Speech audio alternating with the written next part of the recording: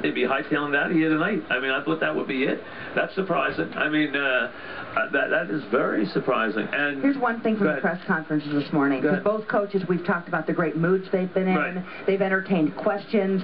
Belichick today answered one question about the longer halftime. I believe it was a journalist from Hungary.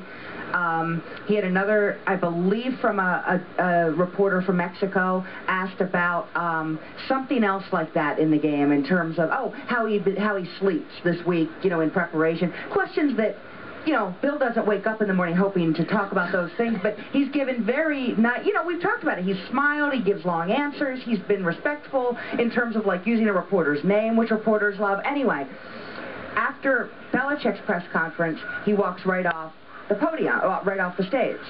Now, the Lombardi Trophy is there for the coach to pose with. He chose not to. Right. Now, Tom did pose, or lingered for probably 8 or 10 seconds. So Tom was willing to do that. Bill Belichick, for reasons, you could expect. I mean, yeah, I don't know if he's ever done that. Maybe. That's probably just not his thing. But maybe he hasn't done that in the past. I don't know. But I think this is an enormous Super Bowl for Bill Belichick. I think if I can, I always like to put the angle of, where's the pressure, and Brady has got pressure, but he's already had an incredible career. I mean, he could be the best ever if he wins this and wins another or whatever. Yeah. Here's where the Belichick thing is so big, I think, because I've seen it in a couple of places already start to come out. If he loses the Super Bowl, everyone now says, wait a second, since the whole thing with Spygate, he hasn't won a Super Bowl.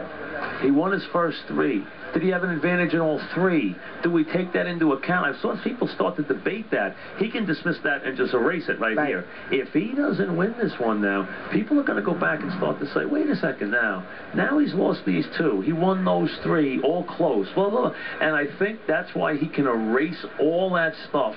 And I think that could start to be dialogue if he loses this game. So I think there's a lot at stake here for him in this game. I think you're right, Mike. I briefly ran into Ty Law last night. And, great. I mean, if he were on this Patriots team, we wouldn't be talking about this game the same way. I think he's a wonderful player. But that's one brief thing, a brief conversation that he mentioned in terms of Belichick will come up with something. I agree. For that defense, because he's not going to let that defense go out there and be Victor Cruz'd to death. He just is not, if he can help it, he's going to try to come up with something game plan-wise that does not allow that defense to simply be scored upon, drive after drive. He has to. I totally agree. That's his thing, and his coverages and his blitz packages. And I tell you, Romeo Crennel, who knows better than anybody since he was the coordinator, he hasn't won since Romeo left either, a Super Bowl.